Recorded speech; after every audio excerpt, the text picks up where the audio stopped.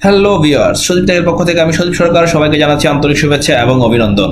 আজকে আমি আপনাদেরকে দেখাবো কিভাবে আপনার উইন্ডোজের লাইসেন্সটি আপনি অ্যাক্টিভেট করে নিতে পারেন এবং খুবই অল্প সময়ে, মাত্র 2 মিনিটের মধ্যে। এর জন্য আপনাকে যা করতে হবে, উইন্ডোজের লাইসেন্সটি অ্যাক্টিভেট করার জন্য আপনাকে প্রথমে যেতে হবে স্টার্টআপ মেনুতে। এখানে গিয়ে আপনাকে লিখতে হবে উইন্ডোজ পাওয়ারশেল।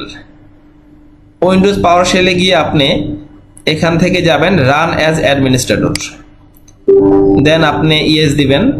ইয়েস দেওয়ার পর আপনি এখানে একটি কোড টাইপ করে দিতে হবে। আমি যে কোডটি দিয়েছি সেম কোডটি আপনি দিবেন।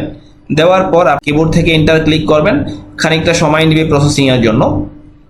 এন্টার চাপার পর খানিকটা প্রসেসিং হয়ে যে পপ আপ মেনুটি আসবে, সেখানে আপনি জাস্ট কিবোর্ড থেকে 1 চাপুন।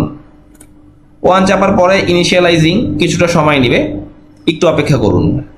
তারপর দেখুন উইন্ডোজ অ্যাক্টিভেট পার্মানেন্টলি হয়ে গিয়েছে। আমারটি দেখুন Windows 11 pro is already permanently activated.